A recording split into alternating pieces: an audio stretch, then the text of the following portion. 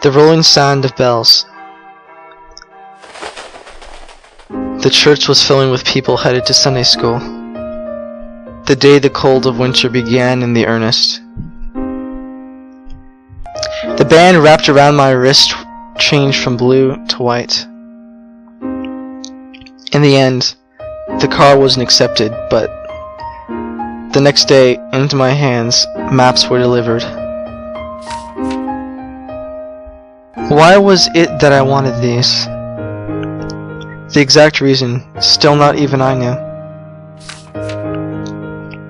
It was just, from then on, I never saw her. Her perfect attendance stopped there.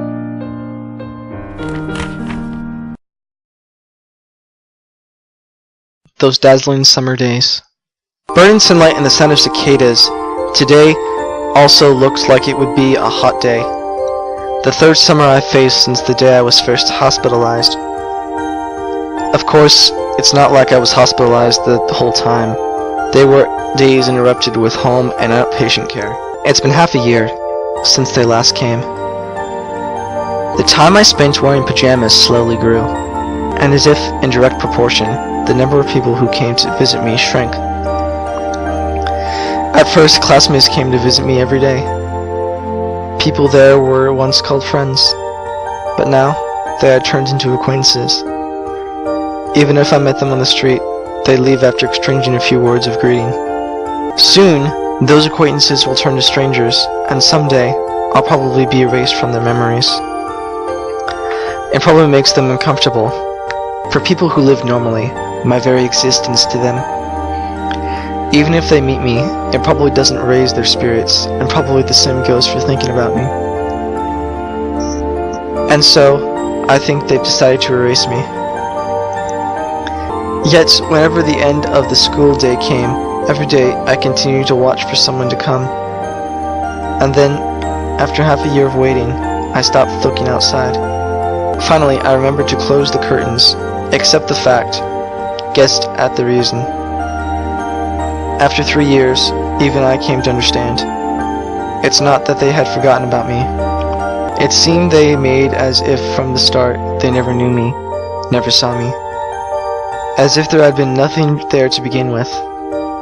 They probably want to keep their eyes closed. Around when I was being admitted in and out of the hospital, when people had already stopped coming to visit, and I had most likely been erased from everyone's memories, my family moved from the freestanding home we had long lived in to an apartment. And Mother started working part-time in a nearby takeout lunch stop. The meaning behind it all, even I could understand. Hospital fees were no joke. In the ward, every day, it was a conversation topic for the patients. I came to know how the patients themselves felt the responsibility to their families, far more than the families could imagine. And then the small old, slightly dirty wooden building that was our new home. On top of being smaller, Father's daily commute stretched to over 2 hours. Meanwhile, the distance I had to take to the hospital became a 3-minute walk. In front of that beat-up, cramped apartment, Father said, "The air here is nice and feels good, doesn't it?" Saying that, he smiled, and Mother smiled in the same way. Because the heat might aggravate my health, they put an air conditioner in my room. Of course, no other room had one. And Mother, who had started going to that part-time job, often brought back croquettes and fries for me, saying they were leftovers. In that cramped room, we ate together. Always they smiled happily. It was very painful. Their thoughtfulness was unbearably painful. Instead of feeling thankful or happy, I was filled with guilt. It's your faults. Probably, that's what I wanted them to say. I wanted them to blame me more. Being treated kindly hurt. I remember uncontrollable feelings of irritation, even anger towards myself. If God were around, I wanted him to quickly heal me, or if that wasn't possible, to let me die now. Everyone else was in the middle of erasing my existence, but in contrast, my parents sought to make me stand out. That was much more painful. Even as I was being treated kindly, I hated myself for being unable to repay it. It cursed the fact that one of the countless misfortunes in the world happened to fall on me by chance. In such times, smiling and putting on a cheerful air may have been what I was supposed to do. But all I was able to manage was to quietly eat the fries that I really didn't like very much.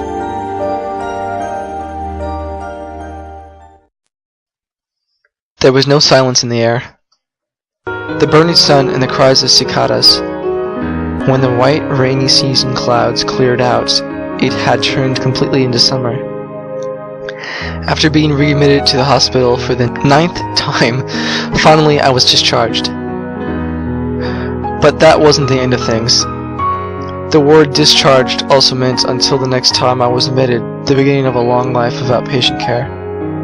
Under the blazing sky today, I began walking the 3 minutes distance in my pajamas. To my mother, who had offered to come along, I replied, "It's alright." In my own way, it was supposed to be out of consideration for her, but the desolate look on her face at my words had also hurt. My feet happened to stop before some school. Most likely it was an elementary school. Since it was already summer vacation, there weren't many people in sight. In front of that empty schoolyard, for some reason, I wound up gazing. Without thinking, my feet had stopped. Occasionally, I would see happy children running around, and my eyes would follow them. Under the blazing sky, the long-sleeved pajamas were hot. I felt strongly out of place gazing at the schoolyard. After standing there for a while, I once again began to walk. However, not towards the hospital, but home. And once I returned to my room, I took out the silly uniform that had been in my dresser. The sleeves that hadn't passed my arms through in 3 years. A just like new uniform. Previously, they had been worn for only a single week. And now, to me, they were the only clothes other than pajamas I owned. Once again, walking under the blazing sky, the noisy cicadas and the running sweat was the same as just before. But the people who walked by, their eyes did not pause upon me. Even I, as a part of the backdrop of the city, as a part of what builds up everyday life, felt accepted. And then, when I entered the schoolyard from earlier, before my eyes was a metal bar for small children to play with. I extended my hands towards it. Placing strength into my arms, I pulled with all my might and kicked at the ground. A moment's sensation of floating, and my body spins around. "It's still okay." I whispered that aloud for some reason while I looked around from atop the bar. The strong sunlight that made the playground seem white, and the heat made the ground look wavy. Occasionally, I could hear the voices of happy children, and the instant voices of cicadas declaring their summer was their season. With my arms already beginning to shake from supporting my weight, I soaked up the present. Why was it that I suddenly wanted to do this, I wonder? The exact reason, not even I knew. By now, the times I wore anything but pajamas dwindled. The pressure from the need to do otherwise had also disappeared. Did I find that to be sad? Or perhaps I wanted to test if I had the strength. I should be the same as everyone. Should be the same as the normal people who were over there. So, just from a somersault over a bar, I shouldn't be making such a strange face. Because I felt that way, I forced myself to make a smile. But just as I was unable to stop the shaking of my arms, it seemed that too was difficult for me.